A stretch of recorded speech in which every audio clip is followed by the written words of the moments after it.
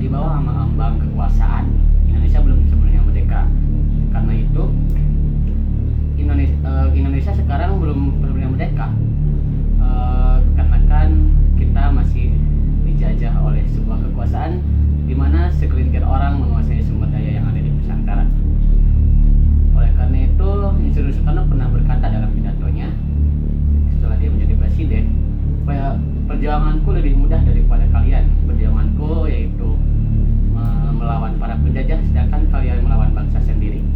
Dari pernyataan tersebut, kita dapat memikirkan bahwa perjuangan kemerdekaan itu belum selesai pas kita mengusir penjajah, tapi perjuangan melawan kemerdekaan masih panjang karena kita akan melawan bangsa kita sendiri.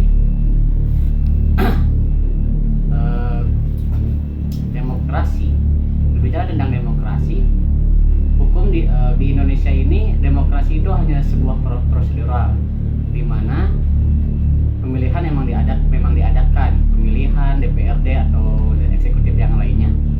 Tapi dalam hal intrinsiknya, hal yang lebih dalamnya, semua itu dikuasai oleh segelintir orang yang punya sumber daya yang sangat bagus, yang disebut dengan oligarki itu. Oligarki di Indonesia ini sudah sangat marak.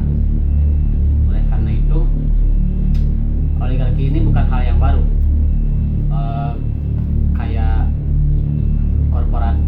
penjajahan kolonialisme korporat ini bukan suatu hal yang baru.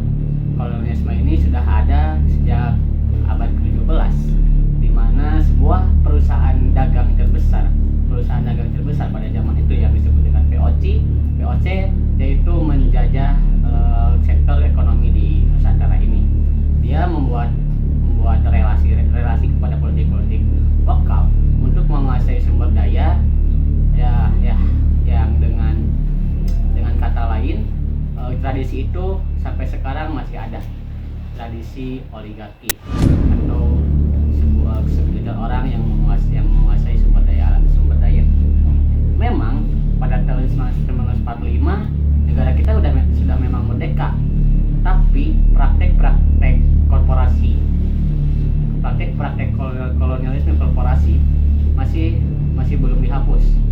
Itu hanya praktek ini masih ada, tapi dengan tokoh-tokoh yang berbeda di dalamnya. Pada masa kepemimpinan Joko Widodo, dia pernah menunjuk seorang untuk mengawasi dalam sektor KPK. Seorang ini menyatakan bahwa dalam demokrasi Indonesia telah terjadi penyusupan di sistem oligarki. Partai politik memang seharusnya sebagai pengaspirasi suara, tapi dalam hal ini partai politik dijadikan sebuah kendaraan mewah untuk menuju kekuasaan dari elit global. Para rakyat tidak memiliki hak sepenuhnya atas tanah mereka dan kekuasaan mereka. Rakyat lebih terkena dengan ketimpangan sosial dan kemiskinan. Hal ini karena tidak ada pemerataan kekuasaan, pemerataan tentang hak kita atas tanah kita sendiri. Rakyat di sini hanya dijadikan sebuah objek dari oligarki untuk memperkaya diri mereka sendiri.